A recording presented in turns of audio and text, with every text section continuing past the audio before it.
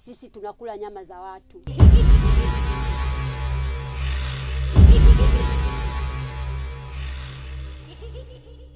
Kwani ukitazama unaona hii familia iko sawa?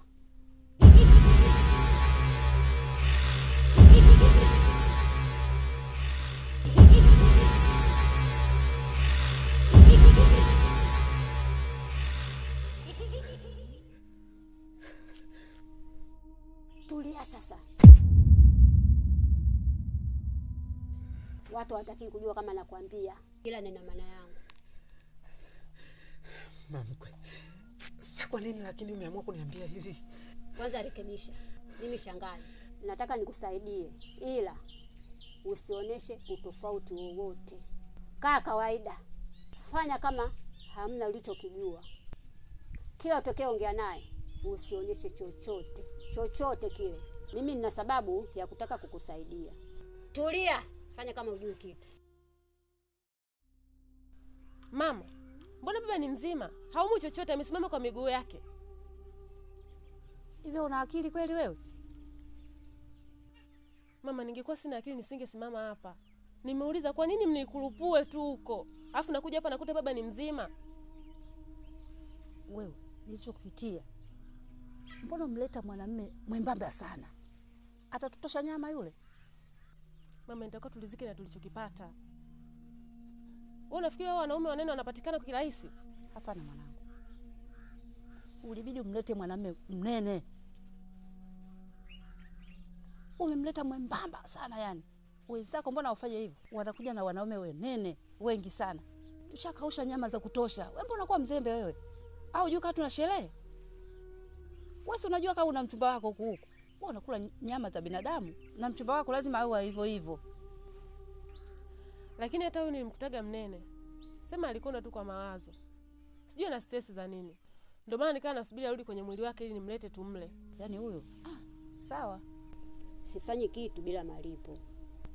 Hiki ninachokifanya lazima unilipe. Sawa. Mimi niko tayari nikulipe chochote kile ambacho unakihitaji. Wewe niambie tu nini unakihitaji mimi nikulipe. Sasa hivi siwezi kukuambia unilipe nini. Ila ukishatoka salama nitakwambia. Wewe nitakachokuambia unilipe, lazima unilipe.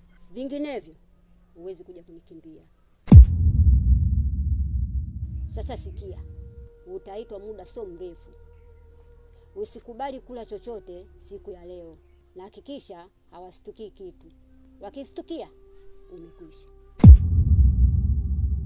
Kwenye eneo lao hawakimbiliki. Tumeelewana wewe? Sawa, nimekuelewa. Mama kazi. Yaani katika siku ambazo mwanao ameniudhi. Yaani leo mimi mwanao ameniudhi sana. Amekuudhi?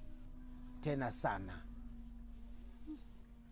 Yaani kweli mwanao wewe anadiriki kutuletea kijitu fulani kidogo chembamba. Chembamba hata miguu kiangalia imekonda. Una maana chembamba kiliwi? Si kama kile. Si kama kile. Sasa mwanangu, tumsubiri anenepe basi. Tumsubiri anenepe? Hiyo haiwezekani. Kwa kuwa sisi sera yetu ni yani mfupi,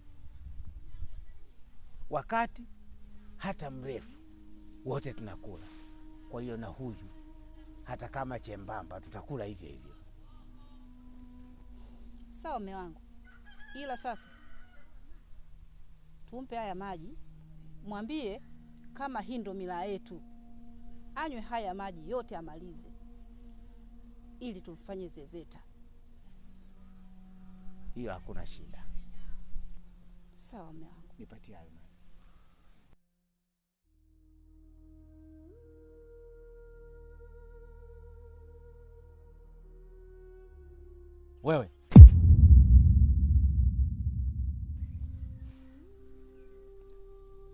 Wewe ndio unaishi na Roy, sio? Wewe ni nani? Mbona sijatambulishwa?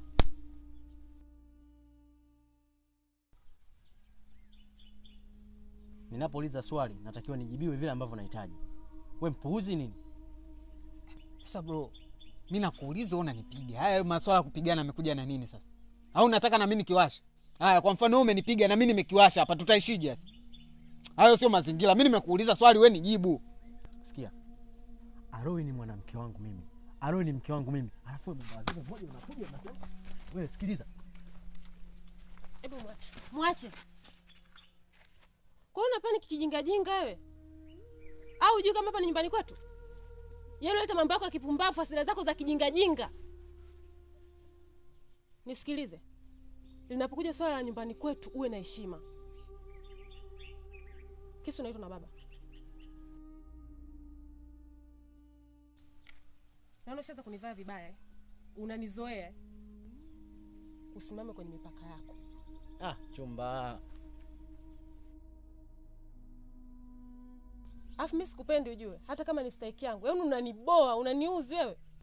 Kwa hiyo unataka uharibu mpangilio, unataka kumshtua mtu mapema? Unataka agundue mapema kwamba si nataka kufanya nini? Tumia akili.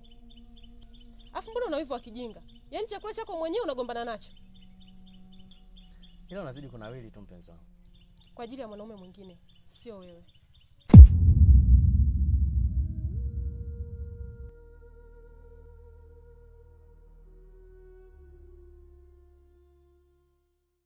Wewe kijana.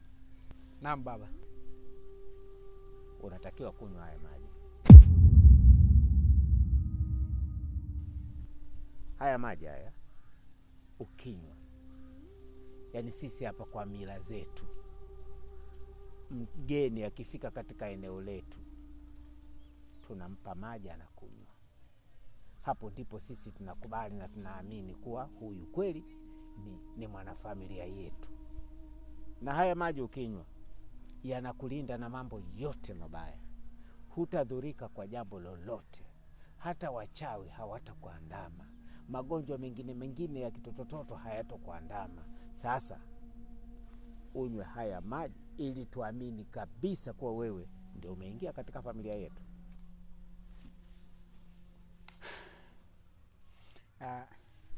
Baba, kiukweli mimi nashukuru sana kwa ukarimu wako na nimependa jinsi ulivyokuwa mkarimu. Inaonyesha ni kiasi gani unanijali, unanipenda na unanisamini.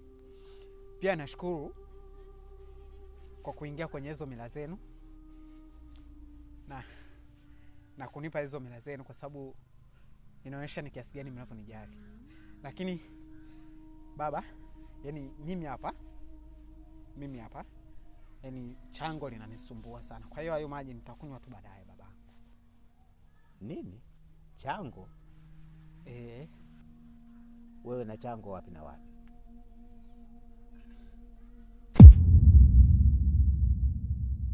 Nisikilize. Ukinywa haya maji, hilo tumbo utaondokana nalo. Sasa kunywa haya maji. Nikinywa hayo maji mimi nitakufa kwa sababu hiyo sio ya mara ya kwanza na umwe. Yaani tokea nyumbani mimi najua. Na nikinywa hayo maji kunywa haya maji unakufa kufaje kwa mfano? Kunywa haya maji. Yaani mzee wangu wewe sasa uelewi. Mimi nimeshakwambia nitakunywa baadaye. Kwa hiyo mimi nakaa wapi? Mimi sinakaa nyumbani kwako. Mimi nakaa kwa mbaki mimi. Mimi nipo kwa nani? Nimefikia kwa nani? Si nimefikia nyumbani kwako mimi. Nataka niukimbie niende wapi? Wenda ukusema kwamba una wasiwasi kwamba mimi nitaukimbia. Na ukimbia naenda wapi? Naenda wapi? Wakati mimi nakaa ndani kwako. Mimi nimekuwa kama kuku wako tu. Hata usipomtafuta saa 12 anaingia ndani. Shida ya nini sasa?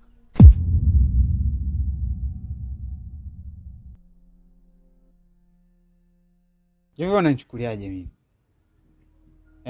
Hivyo unaniona mimi ni mtu ambaye sitambui kwamba zuri ni lepi, baya ni lepi? Yaani unaniona binadamu ambaye nipo tu? Sipo hapa kwa ajili ya kutengeneza tamasha. Na sipo kwa ajili ya kushauriana na wewe. Nipo hapa kwa ajili ya kukataza unachokifanya. Sitaki mahusiano na huyo mwanamke. Hiyo nimerudia ni mara ya pili. Zikifika 4 ndakutoa hicho kichwa. Sinaga mambo ya kipumbavu mimi.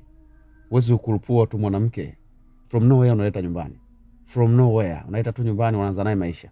Nani alikwambia kwamba hicho kitu mtu anatakiwa kukurupuka? Nimekukataza, sitaki maelezo mengi. Sikiliza nikwambie. Yule mwanamke hawezi kutoka hapa na siwezi kukaa mbali naye hata siku hiyo. Sijui umenielewa wewe? Na wewe kwanza habari hizo kunipangia pangia zimeanza lini? Mimi ni mtu mzima, najielewa, najua nini ninachokifanya. Kwa nini uniamulie wewe? Wewe ni nani hasa? Wewe ni mzazi wangu? Hivyo unajua unaongea na nani? Unajua unaongea na nani? Kisu, kaka ni kiungo. Kaka mwenye mapenzi, kaka asiyekuwa na chuki, kaka anataka kumtazama mdogo wake apite katika njia ambazo ni stahiki na stahili. Mimi sitaki upuuzi ujue. Usitake kuniambia kwamba baba peke yake ndo alikuwa anastahili kukunyosha wewe. Alafu mimi ni nani? Nitakuwa na cheo gani katika dunia kama ninaye mdogo ambaye hawezi kumsikiliza kaka yake? Yaani nitakuwa nimefanya kazi wapi? Yaani hata baba akirudi duniani saa hizi atasema mimi nimefanya wapi?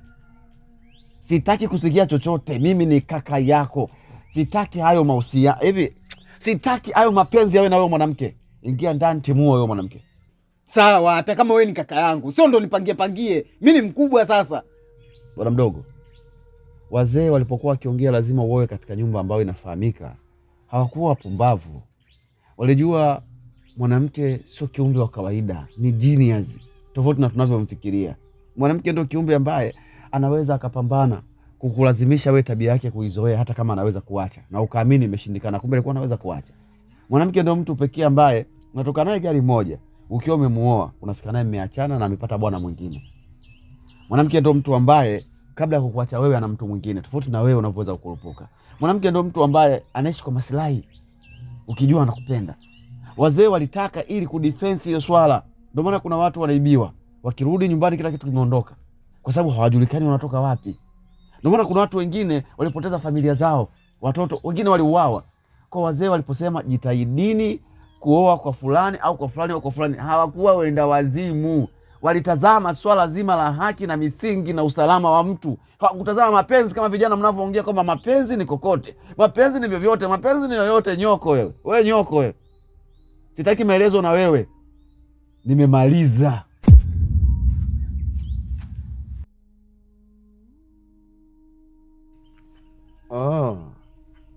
Kumbe ulikuwa hapa kwa lengo la kunisikiliza.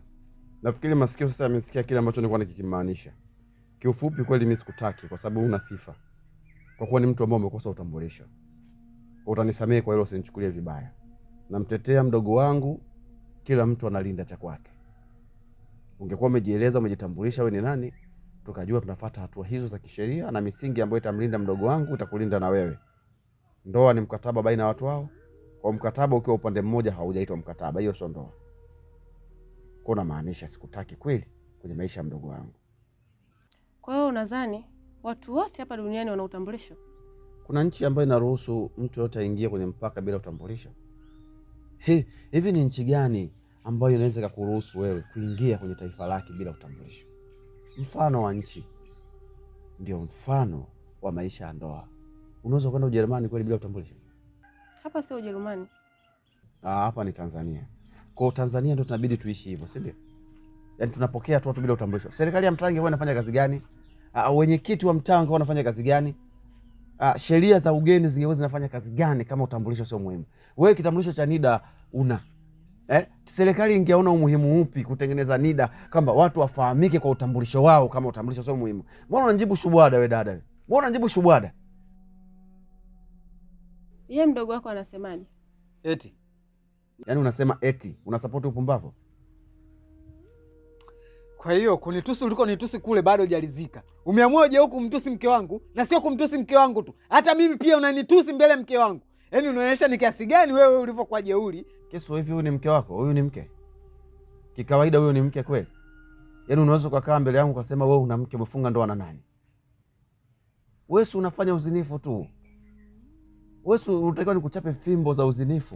Wewe unataka nikutandike fimbo za uzinifu. Mzinifu mkubwa wewe. Mshenzi tu wewe. Alafu unajisifu mbele yangu unasema eti una mke. Wewe dogo, sitaki uwe na huyu mwanamke. Ngoja. Sitaki. Au hujanielewa nikinyosha mikono miwili na kichwa. Sitaki uwe na huyu mwanamke. Sitaki. Blaza iko ni choyo. Yaani unaona anapokaa hapa anamaliza chakula kati chakula chenyewe ununui wewe. Chakula chenyewe ununui wewe. Alafu na mwanako mbona anamaliza chakula hapa. Sikiza nikwambie. Huyu mimi ni mke wangu. Hawezi kutoka hapa, na akitoka hapa atatoka na mimi. Sijui umenielewa? Yaani huyu siwezi kumwacha kaenda popote peke yake. Ila wewe nimeshajua nini unakitaka. sio mbaya. Sawa, kama shida ni sehemu ya kukaa, mimi nitakuachia ukae. Si unaona kwamba mimi na mke wangu tunafaidi hapa? Unaona mke wangu anapokula na enjoy? Atanenepa, atanawili. Basi si utaondoka tukuachie mwenyewe ukae, si ndio? Unaongea. Mimi sina shida na kibanda ambacho waliacha wazazi. Mimi na shida na usalama wako tu ambao utakaye kulinda wewe, utamlinda na huyu mwanamke kisheria. Kaa kokote na hapa anaweza tungakuachia. Ukaendelea kukaa mimi nikafanya mambo yangu. Ila issue ya msingi ukitaka ndoa, fuata protocol. Sipingi. Mimi sio Mungu, si hukumu watu. Hata mila ina protocol. Sitaki uwe naye, sikutaki.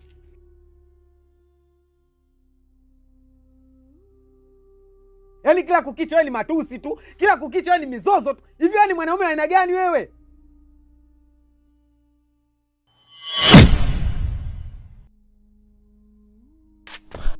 Wewe umekuja kufanya nini hapa? Baba anaumwa na mama amesema muda unazidi kwenda. Ndio najua baba anaumwa. Sasa kwa nini umenitafuta mpaka huku? Yaani kwa nini ufike mpaka hapa? Umepajuaje hapa? Nimepajua tu. Yaani umepajua tu unamaanisha nini? Siku zote anapokaa binadamu hapapotei. Yaani unanichanganya. Umetafuta nyumba zote. Umenusa mpaka umefika hapa. Kweli? Na kwa nini umekuja na begi? Kama umekuja kunitafuta mimi? Nimekuja kukutafuta tuondoke nyumbani. Na kama tuondoke wote, mimi na mimi hapa. Eti tutamia wote hapa. Kwa nini unajua kama mimi naishi na mume wangu hapa? Unajua kama mimi naishi na mwanaume? Ni vizuri tu. Tena tutoshee hadi mume. Afu kumbe una akili. Yaani ushie. Gangu. Abe.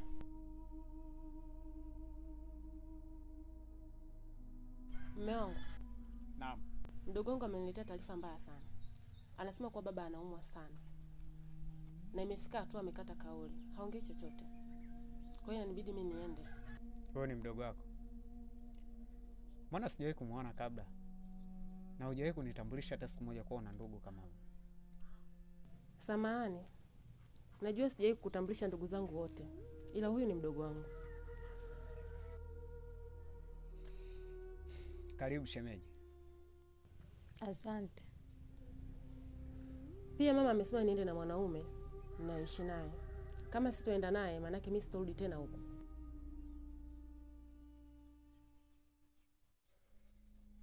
Kwa nini usirudi? Kitu gani kitakufanya usirudi? Yaani uende alafu usirudi kweli jamani? Mke wangu, usifanye hivyo bana. Wewe unajua jinsi ambavyo mimi nakupenda. Haya ukiondoka hapo kaniacha mwenyewe na tena utorudi ni milele. Mimi naishije sasa?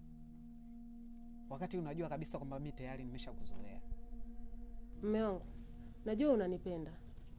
Ila kila mtoto anafuata sheria ya wazazi wake. Mimi pia ni mmoja wao. Napenda sana kumsikiliza mama yangu. Kwa hiyo kama nataka turudi wote na tuendelee kuishi pamoja, inabidi wewe ufunge safari pamoja na sisi. Jiandae tuondoke wote.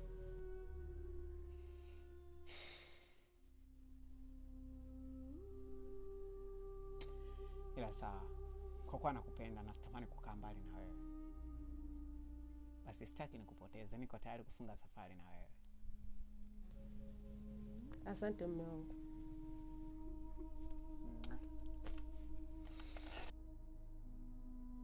Baba naomba unisamehe. Naomba unisamehe kweli tena.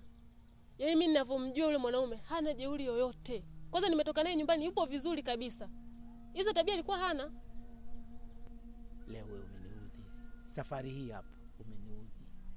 Yaani wewe umeniletea mtu ambaye ananitunishia mimi misuli.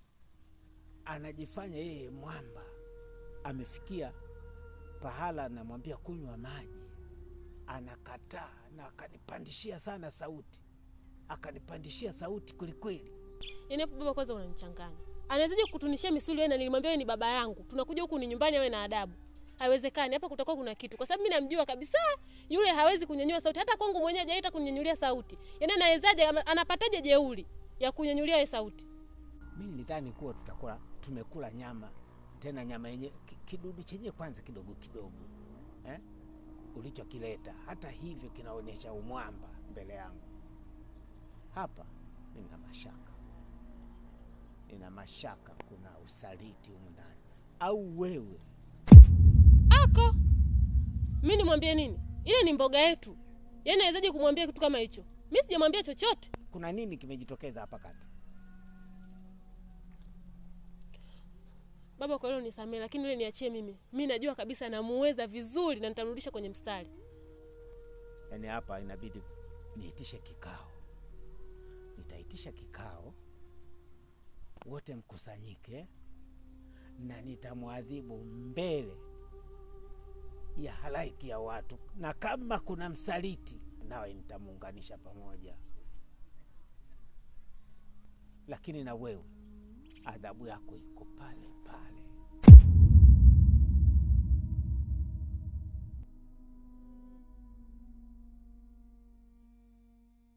Hivyo una akili kweli wewe? Umepata wapi ujasiri wa kuongea na babangu kama vile?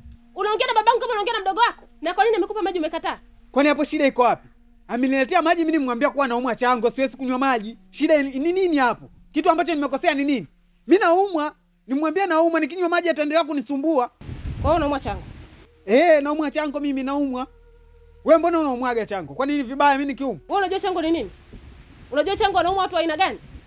Chango ni ugonjwa wa wanawake. Hapo ndo unanizilishia kwamba wewe ni muongo. Umekataa maji kwa baba kwa makusudi yako tu. Haumu chochote, upo sawa, si ndio? Yaani unamletea babangu jeuri kwa sababu zako za kipumbavu. Hapa kutokuwa kuna siri inaendelea. Nani amekwambia kitu? Kuna kitu unakijua wewe. Sasa usichokijua, hichi kijiji kizima watu wote ni wabaya. Yaani familia yangu, mamangu na babangu ndo watu wema. Yale maji ungekunywa ungebaki salama. Sasa si umekataa kunywa maji. Utaona hichi kijiji kitakapokuonesha.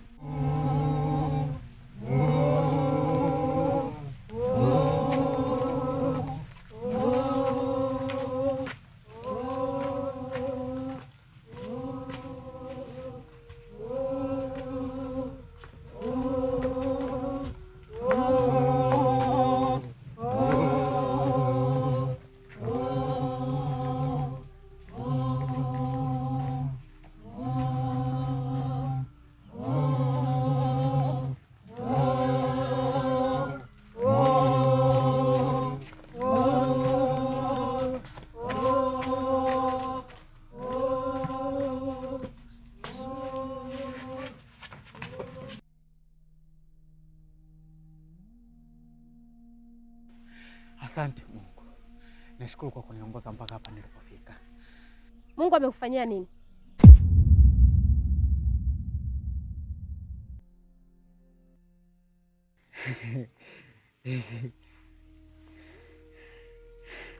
Unajua Mungu ni kushukuriwa kwa sababu yeye ndo anatoa pumzi, anatoa uhai na uzima.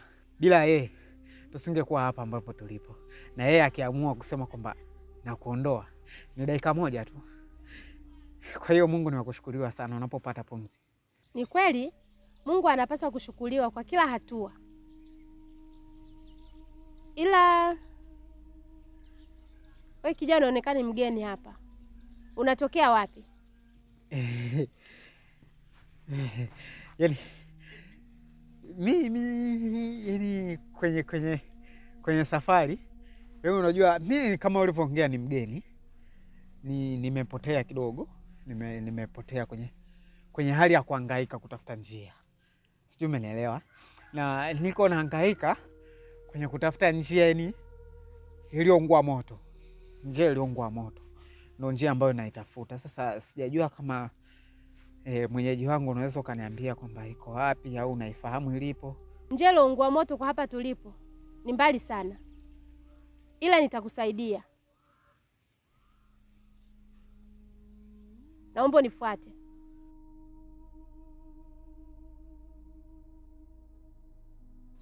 Nifuate.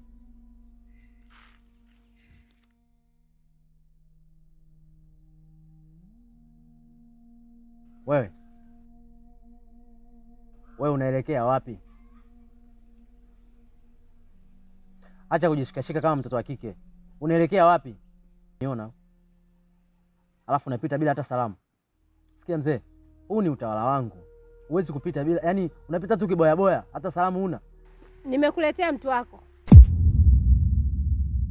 Huyu ni mwanaume ambaye ameweza kukaa na mwanamke wako kuliko mwanaume mwingine yeyote. Hivyo inatakiwa ujifunze kwake.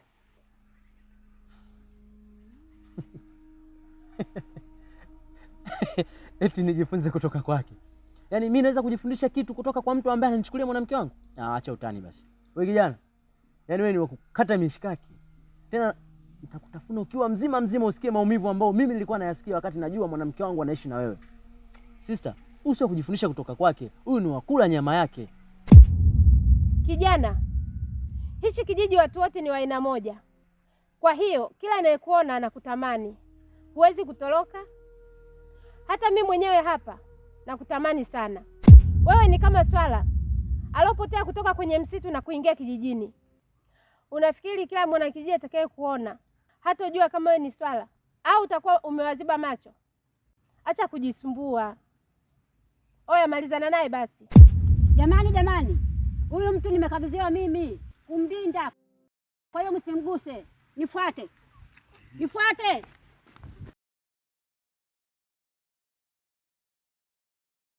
Hii njia itakufikisha sehemu salama. Ila kumbuka, mimi na wewe tuna makubaliano. Lazima unilipe, sikusaidii bure.